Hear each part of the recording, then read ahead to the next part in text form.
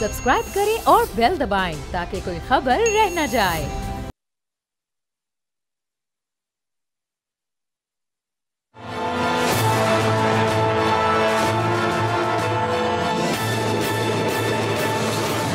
अस्सलाम वालेकुम, मैं हूं बाब जहांगीर। आप देख रहे हैं प्रोग्राम तज्जिया। हुकूमत और अपोजिशन की महाज़ाराई आने वाले दिनों में क्या रुख इख्तियार कर सकती है। अपोजिशन जो कि अब सड़कों पर आ रही है, मौलाना फजलुर रहमान ने अब बाकायदा तारीखें और शहरों के ऐलान कर दिए हैं कि कहाँ कहाँ वो अब मिलियन मार्च करने जा रहे हैं। तो इस एहतजाज के नतीजे में, इस मिलियन मार्च के नतीजे में क्या हुकूमत गैर मुस्तहकम हो सकती है।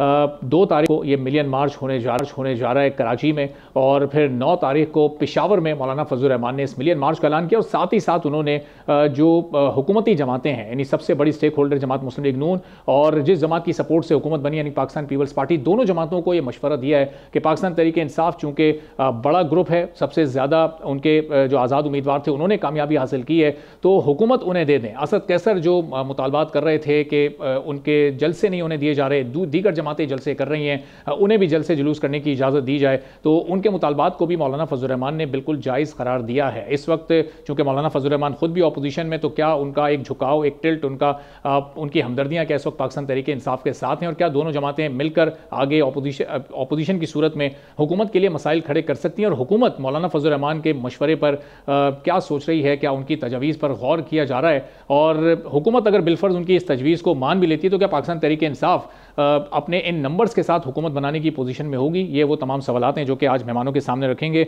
शौकत बसर साहब पाकिस्तान सीनियर रहनुमा हमारे साथ मौजूद हैं, अली गौर बरूच साहब हमारे साथ मौजूद हैं, नून लीग के सीनियर रहनुमा हैं। तो बसर साहब, ये पहले ज़रा आपसे मैं आपका पॉइंट ऑफ व्यू जान लूँ। ये जो इस वक्त मौलाना साहब गुफ्तगू कर रहे हैं, अगर हुकूमत ये आपको ऑफर करती है कि आएँ जी, आपके नंबर सबसे ज़्यादा थे तो आप ये हुकूमत बनाएं, सबसे बड़ी जमात हैं आप, तो आप लोग हुकूमत बनाने में क्या दिलचस्पी रखते हैं। वैसे अब तो इलेक्शन कमीशन की जो फहरिस्त है उसमें आप लोग नंबर 2 पर आ गए, सुन्नी इत्तेहाद काउंसिल का नंबर 2 है, लेकिन ज़ाहिर है जब नताइज सामने आए थे, जब जो रिजर्व सीट्स थी उनके फैसले नहीं हुए थे, उस वक्त तक आपके नंबर सबसे ज़्यादा थे, तो क्या जवाब होगा आप लोगों का अगर हुकूमत आपको ऑफर करती है।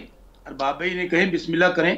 हमारे पास 2/3 मेजॉरिटी थी मरकज में, 2/3 मेजॉरिटी थी पंजाब में, सिंध में हमारी 20 को सीटें हैं जो इन्होंने मैंडेट चुराया है। इसी तरह केपी में है, बलूचिस्तान में है। हमारा मैंडेट हमें वापस कर दें, जहां हम हुकूमत बना सकते हैं, मरकज में हुकूमत बना सकते हैं, पंजाब में बना सकते हैं, हम लोग हुकूमत बनाएंगे। बलूचिस्तान और सिंध में हम अपोजिशन में बैठेंगे, तो बिस्मिल्लाह करें। तो लेकिन ये नहीं करेंगे क्योंकि बेनिफिशरीज मुस्लिम लीग नून, पीपल्स पार्टी और MQM है।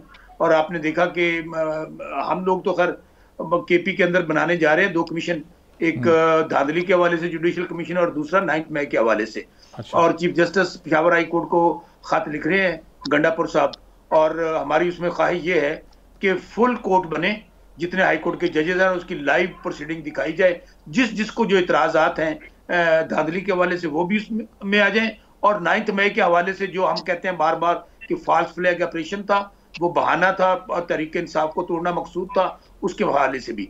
और बड़ी अच्छी बात है, दोनों मेन पार्टीज के लोग मौजूद हैं, इन्हें कहें बिस्मिल्लाह करें। सिंध में चीफ मिनिस्टर इनकी हुकूमत है पीपल्स पार्टी की, वहां ये जुडिशल कमीशन बना दे, लेटर लिखे मुराद अली शाह साहब chief justice high court Sindh को। इसी तरह पंजाब में मरियम बीबी, वो लिख दें लेटर चीफ मिनिस्टर को, तो बड़ा आसान रास्ता है कि जुडिशल कमीशन बन जाएंगे। सही, दूध का दूध पानी का पानी हो जाएगा। आप लोग जुडिशल कमीशन ये कब से इसका कयाम अमल में आ जाएगा। हम होपफुली इसी अप्रैल में हम तो एप्लीकेशन लिख देंगे।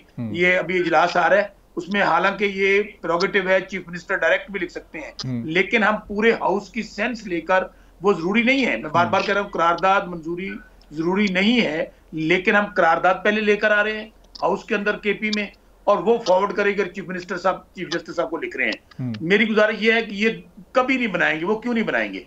अगर मियां नवाज शरीफ हारा हुआ है, मरियम बीबी हारी हुई है, शहबाज शरीफ हारा हुआ है, तो बताएं किस तरह ये बनाएंगे। खुद जावेद लतीफ कहते हैं कि हमको हल्का खोलने का कहते हैं, वो कहते हैं मियां नवाज शरीफ हल्का खोल दिए। इसी तरह सिंध में आप देख लें कि MQM और पीपल्स पार्टी दोनों कहती हैं कि तुम्हारा मैंडेट जाली है, वो कहते हैं तुम्हारा मैंडेट जाली है। इसलिए भाई ये एक फ्रॉड और इलेक्शन हुआ था। और आप ये कहते हैं कि दोनों का मैंडेट जाली है। मेरे भाई, ये मैं नहीं कहता। अभी मौलाना फजलुर रहमान साहब की आपने बात की है, वो तो बातें आप सुना ही नहीं सकते टेलीविजन पे, वो कहते हैं कि खरीदो फरोख्त हुई है, अरबों रुपए में असम्बलियां खरीदी गई हैं। नहीं, वो कल की जो उनकी गुफ्तगू थी वो सुनाई हमने टेलीविजन पे, जिसमें वो कह रहे हैं कि जावेद लतीफ असेंबलियों का जो लेन देन वो जिस शोबे का कहते हैं, डिपार्टमेंट का कहते हैं, जिन लोगों ने खरीदो फरोख्त की है, वो नहीं नाम सुनवा सकेंगे आप। जावेद लतीफ ने क्या कहा है पंजाब में? उसने कहा जी 5 सीटें शेखुपुरा वाली, 90 करोड़ रुपए में एक स्मगलर था गोल्ड का, उसने खरीदो फरोख्त किया एक अहम इदारे के अफसर के साथ। अच्छा। हामिद रजा कोटला इनका नून लीग का। सो मेरे भाई, इस वक्त जंगल का कानून है, हमें किसी तरफ से इंसाफ नहीं मिल रहा, तो क्या करें? चलें, अब ये मौलाना साहब की तजवीज़ पर और ये जो जुडिशल कमीशन अब आप लोग इनिशिएटिव लेने जा रहे हैं, ज़ाहिर एक प्रेशर बनाने में तो पंजाब हुकूमत पर आप लोग कामयाब हो जाएंगे। तो अली गौर बलूच साहब, मौलाना साहब की तजवीज़ का आप लोग के पास फिर क्या जवाब है? क्या सबसे बड़े लार्जर ग्रुप यानी तहरीक इंसाफ को हुकूमत की आप लोग ऑफर करने जा रहे हैं? क्या कोई सोच विचार इस पर चल रही है? और जो कमीशन अब KP में बनने जा रहा है, अब ज़रूरत इस बात की है कि वो पंजाब में भी बने, वो फिर सिंध में भी बने, वो बलूचिस्तान में भी बने, ताकि एक ही बार ये तय हो जाए कि पूरे मुल्क में जो इलेक्शन हुए थे वो कितने शफाफ थे। बिस्मिल्लाहिर्रहमानिर्रहीम।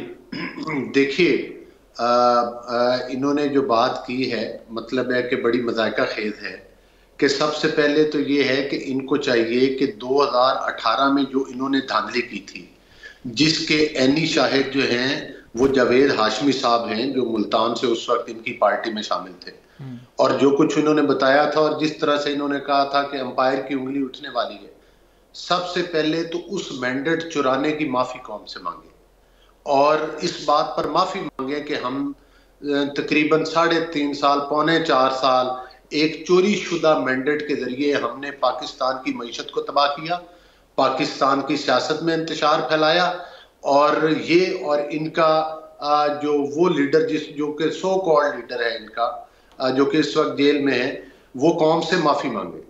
और दूसरी बात यह है कि जो 9 मई के वाकयात इन्होंने किए और जिस तरह से इन्होंने मुल्क में आग लगाई और जिस तरह से इन्होंने मुल्क में दहशत गर्दाना कार्रवाइयां की हैं, उस पर भी कौम से माफी मांगे। तो उस पर ये कमीशन बनाने जा रहे हैं ना अली गौर साहब? वो कमीशन डिसाइड करेगा कि कौन कितना मुलव्विस था, किसका क्या किरदार था। नहीं, देखें, ये कमीशन 2013 में भी बनाया गया था, जब मियां नवाज शरीफ साहब ने प्राइम मिनिस्टर बने थे और पाकिस्तान तरक्की की राह पर गामजन हुआ था। उस वक्त जो कमीशन बना था, उस वक्त भी ये 35-35 की बात करते थे। बाद में इन्होंने कहा ये हमारा सियासी बयान है, इनके यू टर्न लेते हुए तो पता भी नहीं चलता। और वो सुप्रीम कोर्ट में कमीशन बना था और उस सुप्रीम कोर्ट के कमीशन ने ये रिपोर्ट दी थी कि पाकिस्तान में कोई मुनज़्ज़म धांधली नहीं हुई। ये ऑलरेडी धांधली की पैदावार है। और आप देखें कि ये इस वक्त सुन्नी तहरीक है, PTI नाम की तो किसी पॉलिटिकल पार्टी में हिस्सा ही नहीं लिया, और उसके बाद फिर इन्होंने सुन्नी तहरीक में शमूलियत इख्तियार की, जिस पार्टी ने इस 2024 के इलेक्शन में हिस्सा नहीं लिया और जिस पर अदालतों ने, चूंकि ये पाकिस्तान और कानून के आइन को नहीं मानते, मुझे ये बताएं जो स्पेशल सीट से मुतल्लिक फैसला है वो पिशावर हाई कोर्ट ने किया है ना, KPK हाई कोर्ट ने, और उसको तो ये तस्लीम नहीं करते, ये इजलास ही नहीं बुलाते ताकि इनको वो जो मेंबर्स जो मतलब मुंतखब हुई हैं खवातीन, ये नहीं चाहते कि उनके हलफ हो। तो ये किसी कानून और आइन पे यकीन नहीं रखते। मुझे ये बताएं कि आज तो फिर भी सुन्नी तहरीक के नाम से इन्होंने KPK में हुकूमत कायम की है। 2018 में जो इन्होंने इलेक्शन चुराया था, पंजाब में नून लीग की वाज़ेह अक्सरियत थी असेंबली के अंदर। अच्छा अली गौर साहब, ये सुन्नी तहरीक तो एक अलहदा जमात है जो ज़ाहिर कराची में एक वक्त में बड़ी एक्टिव हुआ करती थी। अभी ये सुन्नी इत्तेहाद काउंसिल जो साहबजादा हामिद रजा की जमात है, वो बिल्कुल अलहदा है। वो आप चूंकि सुन्नी इत्तेहाद काउंसिल वो कह रहे हैं, तो सुन्नी तहरीक आप कह रहे हैं, तो मैंने कहा बस मैं आपको ये बता दूं। तो अब ये बताएं कि फिर अब जो कमीशन अब ये लोग बनाने जा रहे हैं, ऐसा कोई कमीशन पंजाब में बनने जा रहा है या नहीं बनने जा रहा है? नहीं बनाएंगे। देखिए, ऑलरेडी हाई कोर्ट में केसेस लोगों के चल रहे हैं, ऑलरेडी ECP में चल रहे हैं, ऑलरेडी जो है वो मतलब है कि हर फोरम जो कि ट्रिब्यूनल्स बन चुके हैं, तो ये उधर क्यों नहीं जाते? ये मतलब है कि ये जो कमीशन का ढोंग रचाते हैं, सबसे पहले मौलाना फजलुर रहमान साहब की बात करते हैं। मुझे ये बताएं कि मौलाना फजलुर रहमान साहब ने हमेशा से KPK से ज्यादा सीट्स ली हैं, तो जाहिर है कि उधर से इनका मैंडेट इन लोगों ने चुराया है ना। नहीं तो उनके बलूचिस्तान पर भी उनके तहफ्फुज़ात हैं और वो सिंध की भी बात कर रहे हैं। तो पिशावर हाई कोर्ट का फैसला ये क्यों नहीं तस्लीम करते स्पेशल सीट्स वाला? वो मतलब मीठा मीठा हाफ हाफ कड़वा कड़वा थू थू, वो क्यों नहीं तस्लीम करते? और इनको किसने रोका है कि ये लाहौर हाई कोर्ट में ना जाएं? और ये गए हुए हैं, ऑलरेडी गए हुए हैं मुख्तलिफ केसों के अंदर, ये सिंध में भी गए हुए हैं रिट पिटीशन लेकर। तो क्या वो हाई कोर्ट्स के अंदर नहीं चल रही? क्या वो इलेक्शन ट्रिब्यूनल में भी उन्हीं अली गौर साहब, असल में मौलाना साहब की जमात की ये डिमांड थी ना कि केपी में ये चीफ मिनिस्टर साहब खत लिखें, कमीशन बनाएं, तो इन्होंने जिनकी डिमांड थी उनकी डिमांड को पूरा कर दिया। अब अगर पंजाब में ये डिमांड कर रहे हैं और वहां पर आपकी अथॉरिटी है उस डिमांड को पूरा करना, तो आप इनकी डिमांड पूरी कर दें वहां, जैसे इन्होंने मौलाना साहब की डिमांड को केपी में पूरा किया। जी जी बिल्कुल, ये पहले उन फोरम पर जाएं। देखिए जिस तरह से कि इनके तहफ़्फ़ुज़ात हैं, हमारे भी तहफ़्फ़ुज़ात हैं, अच्छा, और हमारे भी कई सीट्स के ऊपर तहफ़्फ़ुज़ात हैं, लेकिन हम मुतलका फोरम्स में गए, हमने कोई मुल्क में इंतशार नहीं फैलाया, और हमने कोई ये नहीं कहा कि हम मुल्क में आग लगा देंगे, हम ये कर देंगे, हम वो कर देंगे। तो ये सबसे पहले तो उन स्पेशल सीट्स वालों के हलफ लेना जिसका केपी के हाई कोर्ट ने किया है, उसके बाद अगली बात करें। तो ये ढोंग रचाने की जरूरत नहीं है। और ये जो इतने मजलूम बने फिरते हैं, जब 2018 के इलेक्शन था, नून लीग की किसी सूबे में हुकूमत नहीं बनने दी गई थी, पंजाब जिसमें वादे बरतरी थी वो भी नहीं बनने दी गई थी। आरटी और आपको पता है पंजाब में तो आप लोगों ने खुद इनको मौका दिया था ना, आप लोगों ने पंजाब में हाथों पकड़े गए, खुद मौका दिया था इनको कि आप हुकूमत बना लें, वरना आप तो उस वक्त नंबर्स में ज्यादा थे इनसे। नहीं, वो उस वक्त फिर इन्होंने वोटों की खरीदारी की थी ना, जो आजाद अरकान थे वो खरीदारी करके अपने साथ मिलाए, और फिर जिन ये कंधों के ऊपर चढ़ के आए थे, आज बड़े जमहूरियत का राग लाते हैं, वो कोई इनको इनकी किसी कौम को या इनको कोई भूल है कि ये किन कंधों पर चढ़ कर आए थे? उन्हीं जिन बैसाखियों के सारे आए थे वो पूरी कौम जानती है। आज ये कहते हैं, आज भी ये कहते हैं कि हम मुज़ाकरात करेंगे तो हम स्टैब्लिशमेंट के साथ करेंगे, हम मुज़ाकरात करेंगे आर्मी चीफ और आईएसआई चीफ के साथ करेंगे। उसकी वजह यह है कि ये आज भी एनआरओ मांग रहे हैं। अच्छा, ये एनआरओ मांगने का ही एक तरीका है। इसकी वजह बसरा साहब से पूछ लेते हैं कि हुकूमत पर मुज़ाकरात के लिए क्यों एतमाद नहीं कर रहे? अली गौर साहब जरा बसरा साहब से इसकी वजह पूछ लेते हैं। बसरा साहब, ये एस्टेब्लिशमेंट से मुज़ाकरात करने की इस वक्त क्या, तो क्या आप खुद ही तो उनको कहते हैं कि वो सियासत में मुदाखलत ना करें, खुद ही आप दावत दे रहे हैं कि हमसे मुज़ाकरात कर लें, हम हुकूमत से मुज़ाकरात नहीं करना चाहते? अच्छा बाब, पहला इशू जो धांधली के और 9 मई के हवाले से कमीशन की बात की थी, मैंने कहा ना ये बिल्कुल नहीं बनाएंगे, क्योंकि मियां नवाज शरीफ हार चुका। जो कह रहे थे कि जिदू मियां आवेगा तो लग पता जावेगा, अगर वो हार गया तो इनका जीता कौन है? और दूसरी बात, कल on the floor of the house Asad Qaiser साहब ने कहा है कि आप छोड़ दें सब बातों को, चीफ जस्टिस काजी फैसल साहब को लेटर लिखें और उनको कहें कि 9 मई का कमीशन बना दें और फुल कोर्ट बनाएं, और इसी तरह धांधली का कमीशन चीफ जस्टिस काजी फैसल साहब की सरबराही में बना दे।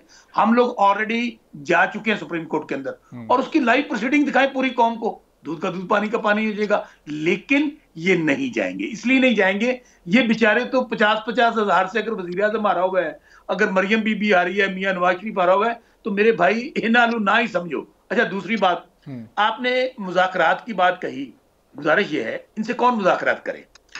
इनको इनके पल्ले तो ये नहीं है कि ये वजीर खुद लगा सकें, ये तो बेचारे खुद कठपुतलियां हैं। और कौन कहता है? नहीं बसर साहब, अभी 2 रोज पहले इसहाक डार साहब को नायब वजीर आजम लगाया है, सबसे बड़ी पोस्ट वजीर आजम के बाद, तो इतनी अहम पोस्ट में तैनाती की है।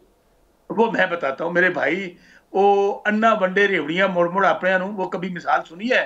ये तो बंदर बांट है मेरे भाई। हम तो बार बार कहते हैं कि ये पाकिस्तान में 76 साल से यही हो रहा है कि या मार्शल रहा या ये लोग जो मुफाद परस्त टोला है, ये है। अगर मियां नवाज शरीफ को बना लें, शहबाज शरीफ को बना लें, मरियम बीबी को बना लें, हमजा को बना लें, उनके भतीजे बांजों को बना लें, ये समधी हैं, ये बादशाह, यही तो है, यही तो शहनशाहियत है इनकी पार्टी में। देखना बलोच साहब, ये बेचारे इस काबिल नहीं है, या इनका कोई और बंदा काबिल नहीं है कि वो डिप्टी प्राइम मिनिस्टर बन सकता। अच्छा इसी तरह मेरे भाई, मैं आज भी अपील कह रहा हूँ, पहली बात तो हम ना कैटेगोरिकली, कल भी बयान आया, हम किसी से मुज़ाकरात नहीं कर रहे, किसी से भी। अगर मुज़ाकरात करेंगे ओपन करेंगे, कोई डील नहीं करेंगे इनकी तरह, कोई 10 साल की डील दे दें, 5 साल की डील दे दें। अगर करेंगे तो एस्टेब्लिशमेंट से ही करेंगे ना, ये तय है कि किसी सियासी जमात से, किसी हुकूमत से नहीं करेंगे। मेरी गुजारिश सुन लें भाई, चूंकि इन बेचारों के तो ये जाहिर है, इनको जिन्होंने मुसल्लत किया है बात उन्हीं से करनी बनती है, लेकिन उनसे भी क्या बात करेंगे भला? आपको मैं कह रहा हूं कोई डील की बात नहीं करेंगे, कहेंगे आईने पाकिस्तान के अंदर जो जो जिस इदारे का रोल है, हम सब लोगों को वापस जाना होगा। हमारा जो मैंडेट चुराया गया है भाई, ये तो बेचारे, इनको तो वो हमारी सीटें दी गई हैं, इसलिए मेरे भाई, अगर उनसे भी जब मुज़ाकरात होंगे, पूरी कौम के सामने एजेंडा रखेंगे कि ये मुज़ाकरात हो रहेंगे। क्योंकि फिर मैं कह रहा हूं कि जिसके पास ताकत है, जिसके पास इख्तियार है, जो फैसला कर सकता है, ये तो बेचारे उठ के अपने कमरे में घंटी देके पानी भी शायद खुद नहीं मंगवा सकते। इनका आप वज़ीर दाखिला देख लेना, वज़ीर खजाना देख ले। अभी इन लोगों ने फेस सेविंग करने के लिए अपने घर का समधी दोबारा डिप्टी प्राइम मिनिस्टर लगा दिया। सो मेरे भाई, वी आर वेरी क्लियर, हम लोग हर ऑप्शन इस्तेमाल करेंगे। हम लोग, आप देखें ना, आज भी हफ्ता पहले हमने एहतजाज किया है, बलोच साहब की हुकूमत बड़ी जमहूरी है, हमारे फिर घर तोड़ दिए गए, हमारे घरों के अंदर दाखिल हो गए, पुरअमन एहतजाज था। अच्छा, इसी तरह किसान बेचारे वो सड़कों पर आए हैं, उनको डंडे मार रहे हैं, उनके घरों में दाखिल हो रहे हैं। वजह क्या है? ये इनसिक्योर इसलिए फील करते हैं मेरे भाई कि अवाम इनके साथ नहीं है। टोटल जो मैडम थी मिनिस्टर, जिनका नाम पड़ चुका है, जो टिकटॉकर वज़ीर आला है, टोटल पंजाब में इन्होंने 32 या 36 सीटें ली और खुद अपनी सीट हार गई हैं। सो मेरे भाई, इनको तो इस वक्त ये ना अवाम के नुमाइंदे हैं, ना अवाम ने इनको वोट दिया है। अगर ये समझते हैं हमने मामला आगे लेके जाने हैं, बलोच साहब मेरे बड़े प्यारे भाई हैं, इन्हें कहें बिस्मिल्लाह करें, हम इनके साथ चलते हैं। चीफ जस्टिस काजी फाइजा साहब के पास ले चले ना, दोनों कमीशन बना के। आज देखें लाइव प्रोसीडिंग हुई है वो 6 जजेस वाली, तो मेरे भाई ये करवा दें, हम इनकी हर बात मान लेंगे। जी ये है। अली गौर साहब, ये तो बड़ी सादा सी ऑफर है और जाहिर है कि चीफ जस्टिस ऑफ पाकिस्तान पे तो सबका एतमाद भी है। अगर वो एक फुल कोर्ट बना देते हैं तो सारी सियासी जमातों के तहफ़्फ़ुज़ात, सबके एतराज़ात वो एक साथ ही खत्म हो जाएंगे। तो फिर क्या स्टांस है, क्या मौक़िफ़ है इस पर आप लोगों का? और मैं और बलोच साहब दोनों इकट्ठे जाएंगे प्रोसीडिंग देखने। अच्छा चलें, ये भी तय हो गया, लेकिन वहाँ तक मामला पहुंचे तो पहले। जी बलोच, हाँ जी, जो 6 जजेस का मामला है वो भी फुल कोर्ट बनने जा रहा है ना, तो दूध का दूध पानी का पानी हो जाएगा, जिसपे ये बड़े चहक रहे हैं और बड़े मतलब है कि ये छलांगे लगा रहे हैं। तो अब बात सुन लेना, मुझे पता है आपकी अब ज़हनी कैफियत का मैं अंदाजा कर सकता हूं। पीपल्स पार्टी का टाइम था,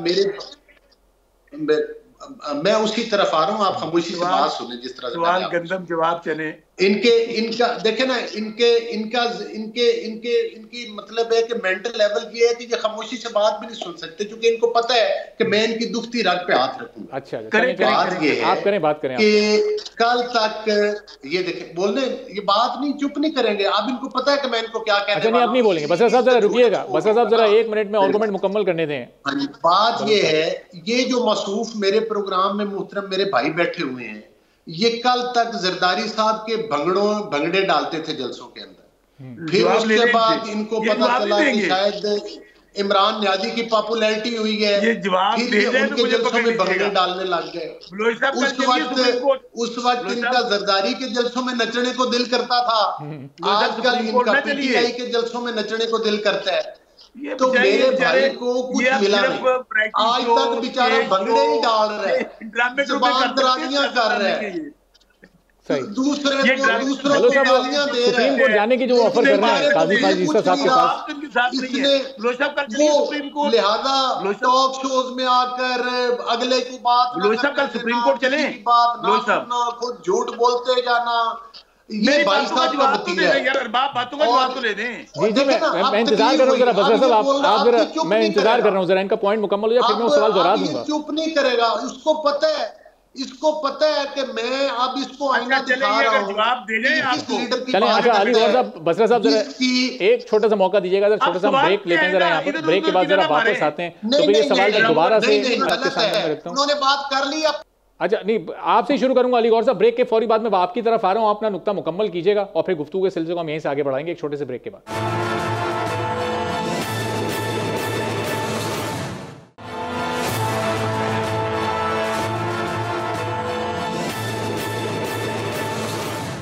एक बार फिर प्रोग्राम में आपको खुशामदीद कहेंगे। नून लीग से अली गौर बलूच साहब, पाकिस्तान तहरीक इंसाफ से शौकत बरसा साहब हमारे साथ मौजूद हैं। तो अली गौर साहब, ब्रेक पहले जो नुकता आप मुकम्मल करना चाह रहे थे वो भी आप मुकम्मल कर लीजिएगा, ये टाइम आपके पास पूरा मौजूद है। और अब जो बसरा साहब जो ऑफर कर रहे हैं कि कल ही सुप्रीम कोर्ट चलें, बसरा साहब खुद आपके साथ चलेंगे और फिर सुप्रीम कोर्ट के जिम्मे लगा दें काम कि वो फैसला कर लें कि 8 फरवरी को क्या कुछ हुआ था।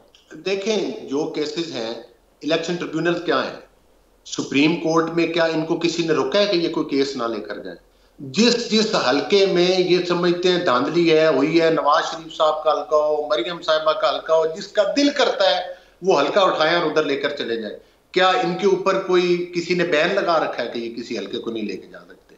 तो इनकी झूठ की राम कहानी। हाँ, अलबत्ता ये वो टाइम भूल गए हैं कि जब इनका वो जो सो कॉल्ड लीडर है, जो कि मतलब है कि 9 मई के वाकयात का मास्टरमाइंड जेल में पड़ा हुआ है, वो ख्वाजा साद रफीक के हल्का से इलेक्शन आ रहा था, 2018 का इलेक्शन, पाकिस्तान का बच्चा बच्चा ये जानता है। लेकिन वो जहां ये आप बात करते हैं कि हम आर्मी चीफ से बात करेंगे, हम एस्टेब्लिशमेंट वो अपना ISI के चीफ से बात करेंगे, क्योंकि उस वक्त के उन लोगों से शायद ये मुस्तफीद हुए थे। अच्छा अली गौर साहब, ये साद रफीक साहब चले बकौल आपके उस वक्त जीते थे और ये बानी PTI हारे थे, तो अब इस इलेक्शन में साद रफीक साहब फिर क्यों हार गए? अब तो लोगों को और ज्यादा निकलकर उनको वोट देना चाहिए था कि उस वक्त उनकी हक तलफी हो गई थी।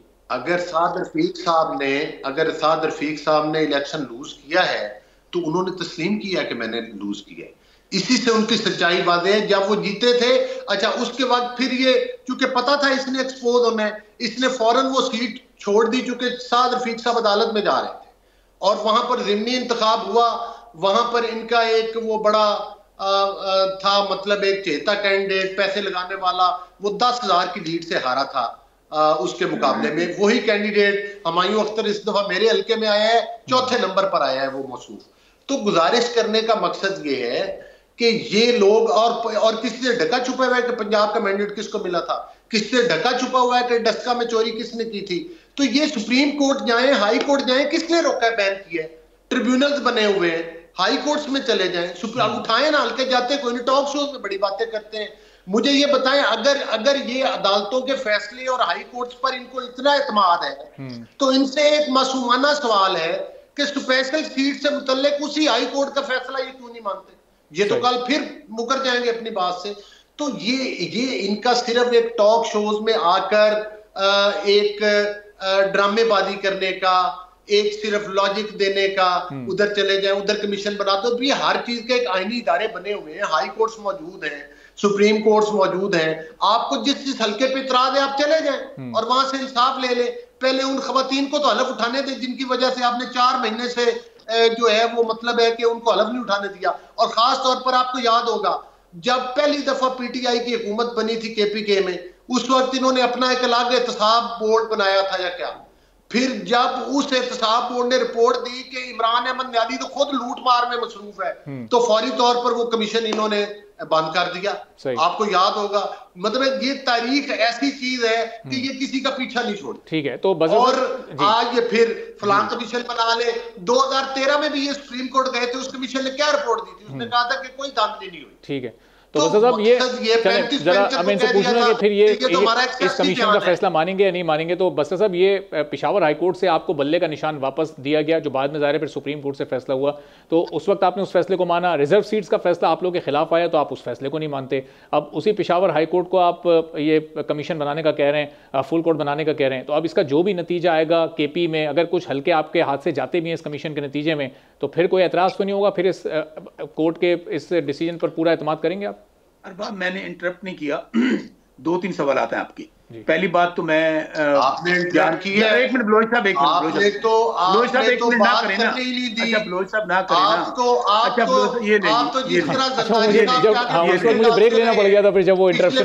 चलिए अली गौर साहब, ये आप तो भगड़े डालना शुरू हो गए थे। जब आपके पास लॉजिक नहीं होता, आपके पास गुफ्तगू नहीं होती, तो आप झूठ बोलते हैं या शोर मचाते हैं। मेरी बात सुन लें, मैंने इंटरप्ट नहीं किया।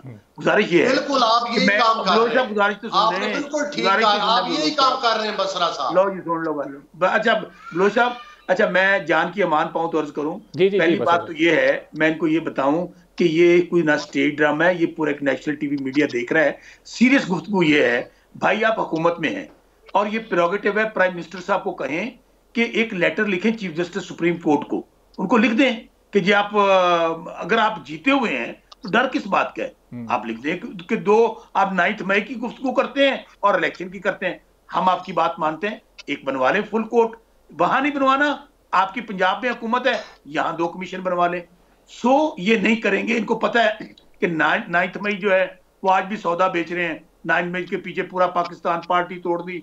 आज भी शौकत बसरा पे पर्चे हैं, लोगों पे पर्चे हैं, क्योंकि अवाम के अंदर इनकी जड़ें नहीं है ना। अवाम तो इनको इनकी शक्लें नहीं देखना चाहते। जो लोगों को जेलों में देखना है वो जबरदस्ती ओहदों पे बैठ गए हैं। दूसरी बात, आपने बात की KP वाली। मेरे भाई केपी वाली आपको याद नहीं है, हमने सुप्रीम कोर्ट में पिटीशन फाइल कर दिया, आज महीना हो गया है। हमारी बल्ले वाली तो ले ली थी दूसरे दिन, उसका फैसला कर दें। उन्हें कहें कि जो हमने कहा कि ये फैसला जो है वो गैर कानूनी है, सुप्रीम कोर्ट फैसला कर दे, क्यों नहीं टेकअप करी सुप्रीम कोर्ट। दूसरी बात, मेरे भाई अंदाजा करें, पहले ये अवाम ने मुस्तरद किया, अब वो सीटें जो हम जीते हुए हैं वो कह रहे हैं जी मखसूस सीटें हमें दे दें। ये तो इनकी ज़हनी हालत है और ये इनकी सियासी हालात है अवाम के अंदर। सो मेरे भाई एक ही तरीका है। अच्छा, ये मौलाना फजल रहमान के तो वो सीटें किसी न किसी के पास तो जाएंगी ना, वो उन सीटों को खाली तो नहीं रखा जा सकता आईनी तौर पर। ना बाब, किसके पास? जीत के हम आए हैं और सीटें इन पार्टियों में बांट दी। ये अच्छा, मैं तो फिर कह रहा हूं, इस वक्त पाकिस्तान में ना कोई आईन है ना कानून है, बल्कि जंगल का कानून है। In spite of all that हमें पता है कि ये पूरा पाकिस्तान इमरान खान के साथ और तहरीक इंसाफ के साथ खड़ा है। ये लोग इस वक्त धन दौस धांधली और बंदूक के जोर पे काबज हो गए। सो लेकिन सब आपके जितने भी जो सारे आपके कैंडिडेट जीते हैं, उन लोगों ने, सारे अरकान ने हल्फ उठाया है, तो आइन के तहत ही वो हल्फ उठाया ना। फिर अच्छा, मैं आपको बताता हूँ। अच्छा अरबाब, मैं एक बात बताऊं, अगर हमें 4-5 महीने तक हम देख रहे हैं, आपका क्या ख्याल है कि हम लोग यहाँ पर इस सिस्टम को चलाने के लिए आए हैं? लोगों ने इमरान खान को जेल से निकालने के लिए और इमरान खान को वजीर आजम बनाने के लिए 2/3 मेजॉरिटी दी थी। अगर हमें ये मैंडेट हमारा वापस ना मिला, अगर इसी तरह जुल्म और जबर जारी रहा, तो आप आने वाले दिनों में देखेंगे 4-5 महीने बाद हम इस सिस्टम का हिस्सा नहीं रहेंगे। अच्छा। हम अपनी स्ट्रगल करेंगे पब्लिक के जोर पे, अवाम के जोर पे।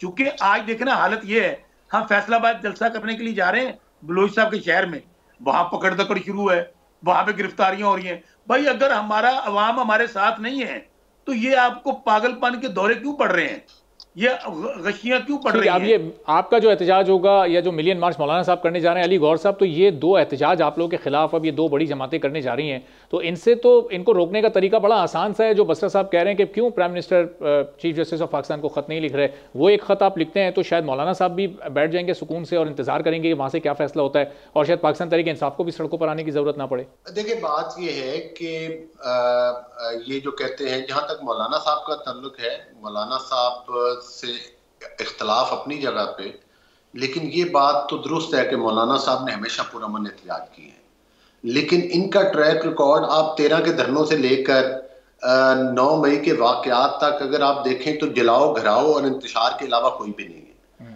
अब रियासत जो है वो इनको किस तरह से खुली छुट्टी दे दे कि ये आए और पाकिस्तान के फिर शोधा के जलसों को तोड़ दें, मुजस्मों को, फिर ये मोटरवेज को आग लगा दें, फिर ये हसास तनसीबात के ऊपर हमला आवर हों, फिर ये MM आलम के जहाज़ों को तोड़ें और उनको आग लगाएं, मतलब फिर इनको इस चीज़ की इजाज़त दे दी जाए, फिर ये किसी जाकर जो PTV के ऊपर हमला कर दें, फिर ये दोबारा जाकर पेशावर के रेडियो स्टेशन जहाँ से पाकिस्तान बनने का ऐलान हुआ था, जब पाकिस्तान कायम हुआ था, उसको दोबारा से आग लगा दें। तो मैं समझता हूँ कि ये एक शर पसंदों का, दहशत गर्दों का टोला है, ये सियासी पार्टी नहीं है। इन्होंने ये तो आजाद इलेक्शन लड़े थे लोग, और अब कहते हैं कि हमने वो फलां जो सुन्नी इत्तेहाद या जो भी आप नाम बता रहे हैं, वो मतलब है कि उसके ऊपर वो ज्वाइन कर लिया। उस पार्टी ने इलेक्शन में हिस्सा ही नहीं लिया, फैसला अदालतों ने किया कि वो सीटें उनको नहीं जा सकती। ये गले हमारे पड़े हुए। और ये जो कहते हैं कि फलां कमीशन बना, इसका मतलब है जौन सा हाई कोर्ट का, जो सुप्रीम कोर्ट का फैसला पसंद आया वो मान लिया, जौन सा ना पसंद आया का असेंबली को ताले लगा देंगे, हम हलफ नहीं उठाने देंगे। तो ये मतलब है आईनी इदारे हैं, कोई इनकी खाला का घर तो नहीं है ना, जहां पर कानून और आइन की बात होगी। ये किसी भी फॉरम पर जाना चाहते हैं, हम पर कोई जरूरी तो नहीं है कि हम वो फलां जगह कमीशन बना दें। 2013 में हमने कमीशन बनाया था, फिर कमीशन ने फैसला दिया, आज तक उस फैसले को भी इन्होंने तस्लीम नहीं किया, इनके कहने पे बनाया था।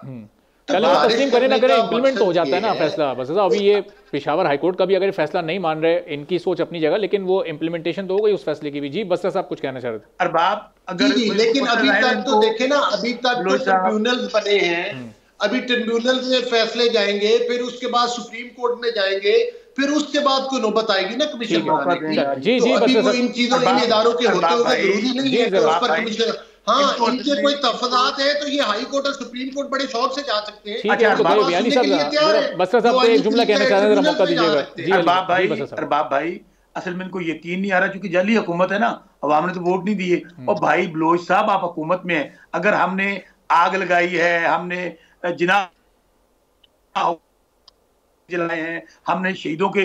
भाई अब जुडिशियल कमीशन बनाना आपका इख्तियार है, आप हुकूमत में है, आप बनाए जुडिशियल कमीशन, उनको लेना और उसकी प्रोसीडिंग दिखा दे पूरी कौम को। हम तो बार बार यही कह रहे हैं, हम तो बार बार ये कह रहे हैं, एक साल हो गया हम ये कह रहे हैं, एक साल आपके केस क्यों कमीशन क्यों बनाए, आपके अदालतों में चल रहे हैं। और बलोच साहब आपकी तो दौलतकारियां भी होती रही हैं। और बलोच साहब सबर तक करो, ये कह रहे हैं ना, जो चूंकि इन विचारों को आप पाकिस्तान को जला दे और हमें ये ले, पाकिस्तान को जला दिया, पाकिस्तान को आप कहते हैं ना भाई, आपकी अदालतों में नहीं चल रहे, आपकी हुकूमत है, चीफ जस्टिस काजी फैजल को कमीशन बनवाए, अवाम को दिखाएं कि इन लोगों ने जलाया पाकिस्तान। क्यों नहीं? ऑपोजिशन ये डिमांड कर रही है कि जुडिशियल कमीशन बनाए हुकूमत, अब देखते हैं हुकूमत इसको संजीदगी से लेती है नहीं। बहुत बहुत शुक्रिया अली। शौकत बसर साहब हमारे साथ मौजूद थे। एक छोटा सा ब्रेक लेना, ब्रेक के बाद जब वापस आएंगे तो पाकिस्तान को IMF की जानिब से 1.1 अरब डॉलर्स की जो आखिरी किस्त थी स्टैंड बाय प्रोग्राम की, उसकी मंजूरी मिल चुकी है। पाकिस्तान की इकॉनमी इससे कितनी स्टेबल होगी, एक ब्रेक के बाद इस पर बात करेंगे।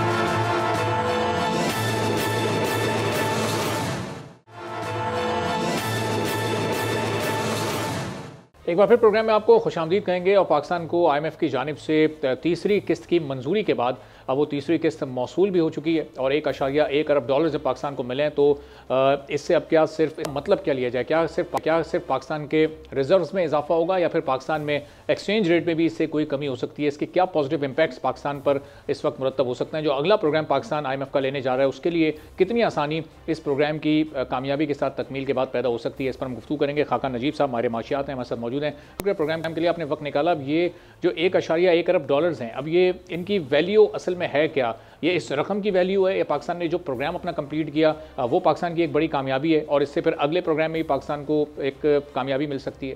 बिस्मिल्लाहिर्रहमानिर्रहीम। अरबाब साहब, पाकिस्तान को एक ब्रीदिंग स्पेस मिल गई है। जिस डिफ़िकल्टी में थे इन टर्म्स ऑफ हमारे एक्सचेंज रेट की फ्लक्चुएशन, हमारे रिजर्व्स का गिरना, हमारे करंट अकाउंट का बढ़ना, हमारी इन्फ्लेशन का बढ़ना, ये सब चीज़ें अगर आप देखें तो जो IMF के साथ जुलाई से एंगेजमेंट शुरू हुई, आपका करंट अकाउंट संभल गया है, आपके रुपए की जायरेशंस कम हो गई हैं, बल्कि रुपया स्ट्रेंथन भी हुआ है, आपकी इन्फ्लेशन टेपर डाउन कर रही है, दो अभी भी बहुत हाइटेंड है, 20-21% इन्फ्लेशन किसी तौर पे भी कीमतों का बढ़ना जो है ऑन द हायर साइड है। प्लस आपके रिजर्व्स जो हैं 4 अरब डॉलर के करीब चले गए थे, आज 8 अरब डॉलर के करीब हैं, बावजूद इसके कि आपने कंफर्टेबली 1 अरब डॉलर की एक पेमेंट कर ली। इन तीनों चीज़ों को आप एक ब्रॉडर पर्सपेक्टिव में कह सकते हैं कि नेसेंट मैक्रो स्टेबलाइजेशन जो है वो दिखाई दे रही है, पर इसका कतई तौर पे अरबाब मतलब ये नहीं है कि हमारे जो फंडामेंटल मसाइल हैं इकॉनमी के, उनको हल करने में हमने कोई खातिर खा जैसे कहेंगे पेशरफ्त पिछले 9 माह में या पिछले 2-2.5 साल में की है। इसका मतलब यूँ है कि जो कई दहाइयों से चलती हुई एनर्जी सेक्टर के खसारे और उसके इंतज़ामी और उसके पॉलिसी और ऑपरेशंस के मसाइल, हमारे जो खसारा अरबाब भाई, ये 3rd ईयर रनिंग है जब मुल्क 7.5% से ऊपर का मालियाती खसारा करेगा। ये मुल्क के लिए एक लम्हा फिक्रिया होना चाहिए। तीसरी बात, जैसे ही ग्रोथ को थोड़ा सा हम खोलते हैं, यानी कि चाहे वो इम्पेटस हो या चाहे वो हम किसी तरह ग्रोथ को खोलने की कोशिश करें, क्योंकि वो प्रोडक्टिविटी बेस्ड नहीं होती, यानी कि पैदावारी सलाहियत बढ़ा के नहीं होती, इन्वेस्टमेंट बढ़ा के नहीं होती, तो पाकिस्तान के करंट अकाउंट का मसला फिर खड़ा हो जाता है, क्योंकि वो इंपोर्ट बेस्ड डेट फाइनेंस्ड होती है। यहाँ पे खड़े हुए हैं मुल्क को लेकर, और सबसे बड़ी बात यह है कि ये जो ब्रीदिंग स्पेस है इसको इस्तेमाल किस तरह करना है। आपने एक बजट का रिफॉर्म करना है, आपने IMF के साथ फिर इंगेज करना है। याद रखिए कि पाकिस्तान अभी एक SBA में था, ये एक स्टैंड बाय अरेंजमेंट है। जैसे आपकी इंटरिम गवर्नमेंट थी ना, लोग आम फहम ज़बान में समझ जाएंगे, वो 9 माह की थी, उसने एक नई हुकूमत को जन्म दिया जो कि एक democratically elected hopefully 5 year tenure की गवर्नमेंट है। सो इस SBA ने एक प्रॉपर एक्सटेंडेड फंड फैसिलिटी में तब्दील होना है, जो कि एक्चुअल बनेगा पाकिस्तान का प्रोग्राम IMF के साथ। ये है एक पूरा हाल अहवाल जहाँ पे मुल्क खड़ा हुआ है। लॉन्ग टर्म डिफ़िकल्टीज़, IMF की एंगेजमेंट, बजट का आना, हमारे रिफॉर्म्स की प्रोग्रेस करना, क्या हम ये सब कुछ कर पाएंगे डिटरमिन करेगा what is Pakistan's path into the future. सही। और खाकन साहब, इन पिछले 9 माह में जब ये प्रोग्राम स्टार्ट हुआ और अपने एंड की तरफ गया, क्या वो रिफॉर्म जो कि पाकिस्तान ने प्लान की थी क्या वो मुकम्मल हो सकी? आप प्रोडक्टिविटी बढ़ाने की जिस तरह बात कर रहे थे, तो हमारी एक्सपोर्ट्स उस वक्त तक कैसे बढ़ेंगी जब तक वो cost of doing business industry के लिए कम नहीं होगा? और उसके लिए फिर ज़ाहिर स्पेस चाहिए कि इलेक्ट्रिसिटी और गैस के टैरिफ को थोड़ा कम किया जाए, वो स्पेस गवर्नमेंट के पास नहीं है। तो ये आपस में जो ये सब एक कनेक्टेड एक चेन है, इसको फिर गवर्नमेंट आगे लेकर किस तरह से चलेगी? आगे एक नए प्रोग्राम में जा रहे हैं तो इन सब चीज़ों को करने का मौका या एक इम्कान मौजूद है? दो बातें सामने रखी हैं, ये बहुत ही जिसे कहेंगे इम्पॉर्टेंट बातें हैं। एक, आपने कहा कि जो पिछले 9-10 माह की एडजस्टमेंट हैं वो क्या हैं। देखिए, उन एडजस्टमेंट्स को आप इकॉनमी को स्लो करने की हद तक एक ऑस्टेरिटी बेस्ड फ्रेमवर्क में कि आपने कोशिश की, प्राइसिंग की भी तब्दीली की, आपने मॉनेटरी टाइटनिंग की ताकि एक्सचेंज रेट को फ्लेक्सिबल रखा। इस ओवरऑल तनाजुल में आपने मुल्क को मैक्रो स्टेबिलिटी कायम करने की कोशिश की। ये टिपिकल जो IMF के साथ एंगेजमेंट में प्रोग्राम्स में मुल्क बिहेव करते हैं, पाकिस्तान ने बिहेव किया। ब्रीदिंग स्पेस मिल गई। पर देखिए ना, आपने तो आज तक ये तय ही नहीं किया कि पाकिस्तान की असल जो इस मुश्किल से निकलना है वो इन्वेस्टमेंट की शरह पाकिस्तान की 14% भी नहीं है। जिस मुल्क ने तरक्की की है, east Asia, China, Indonesia, India 30% पे हैं। सेविंग्स रेट कमज़ोर हैं, कंजम्पशन बहुत ज़्यादा है क्योंकि सेविंग इंस्ट्रूमेंट्स नहीं है। सेविंग है भी तो वो प्रोडक्टिव सेक्टर्स में नहीं है। सो ये दो बातें ही सामने रख लीजिए। पैदावारी सलाहियत एग्रीकल्चर में, मैं अब ये खुल के कहता हूँ, इस पुअर। इसका मतलब ये है कि आपकी यील्ड जो हैं वो कहीं 1/3 हैं, कहीं 50% हैं compare to what the world is doing. So कैसे आप तरक्की कर सकते हैं? फिर आप आ जाइए कि आप दुनिया में कंपेटिटिव फर्म्स बनाने की बजाय एक फर्म्स को प्रोटेक्शन देकर, गाड़ियों की मिसाल ले लीजिए, आप गाड़ी एक इस काबिल नहीं बनाते जो कहीं बिक सके। सो अब ये सारी इस्लाहात हैं। और आखिर में जो आपने बड़ी अच्छी बात रखी ना, it's about cost of doing business Pakistan में बढ़ गई है एनर्जी की इनएफिशिएंसी से, और ease of doing business because government के फुटप्रिंट को हम तोड़ ही नहीं पा रहे। अब अरबाब, आखिर में if you give me just 10 seconds, ये पहले माइंडसेट तो बनाएं कि this is the way you want to restructure your economy. I firmly believe कि अभी तक कोई समझ ही नहीं पाया। हम इसी में है कि फंड का एक और प्रोग्राम हो जाएगा। कभी अहदाफ मुझसे पूछ लीजिएगा, इससे मसला हल नहीं होगा। ठीक है, चलें, मसले का जो हल है इंशाल्लाह आने वाले दिनों में आपसे मजीद भी हम गुफ्तगू करते रहेंगे। आज चूँकि वक्त की थोड़ी कमी थी इसलिए बात रह गया। बहुत बहुत शुक्रिया खाकन नजीब साहब, हमारे माशात हमारे साथ मौजूद थे। इसी के साथ आज के प्रोग्राम से इजाज़त दीजिए। अल्लाह हाफ़िज़।